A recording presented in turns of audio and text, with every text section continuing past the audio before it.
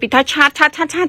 តដល់ហើយបងអើយសុំមីរូបមន្តវៀតណាមនឹងមកនេះរូបមន្តវាតែប៉ុណ្្នឹងទេគ្រាន់តែការឃ្លុំពីពេលព្រឹកពេលដែលយើងមួយទឹកពេលព្រឹកហ្នឹងហើយដល់ម៉ោង 6 ល្ងាចព្រោះអាកាសធាតុនៅខ្មែរយើងក្តៅដល់ម៉ោង 5 ល្ងាចអត់ទាន់បាត់ក្តៅទេចឹងយើងតដល់ម៉ោង 6 ល្ងាចទៅហើយជ្រើសរើសលេខឲ្យត្រូវជាមួយសុខភាពស្បែកខ្ញុំនិយាយហើយនិយាយទៀតណាខ្ញុំអត់ហាមលាបលេខខ្ញុំឯងព្រោះបងប្អូនច្រើនណាស់ដែលចង់សមកលាបលេខខ្ញុំក៏ខ្ញុំទប់ឈ្នះដែរតែចង់បញ្ជាក់ថារើសលេខឲ្យត្រូវគឺបងប្អូនឃ្លុំសលឿនខ្ញុំសូមបញ្ជាក់ហេតុអីក៏ភ្ញៀវខ្ញុំគាត់សក្នុងឡុងពេលខែតិចធ្លាក់ខ្យល់ទាំងស្បែកគេស្ងួតក្រៀមលាបលេខឲ្យឃើញសលាបលេខអីក៏អត់ឃើញប្លែកតែហេតុអីបានភ្ញៀវខ្ញុំសអត់ដោយសារតែខ្ញុំលក់ឈុតប្រេងឲ្យពួកគាត់ប្រើព្រោះខ្ញុំដឹងពីអាកាសធាតុបងប្អូនអាកាសធាតុតើស្បែកយើងត្រូវការអ្វីប៉ុណ្ណឹងដោះចម្ងល់អ្នកស្បែកខ្មៅបានហើយបងប្អូនការលក់យើងដឹងពីស្បែកភ្ញៀវដែរភ្ញៀវយើងឆាប់ប្រើហើយសាច់សសាច់ជោគជ័យលឿនបងប្អូនឈុតប្រេងនឹងតម្លៃប្រមាណអត់លាក់តម្លៃឯឈុតធម្មតាអត់ប្រេងតម្លៃ11ឈុតប្រេង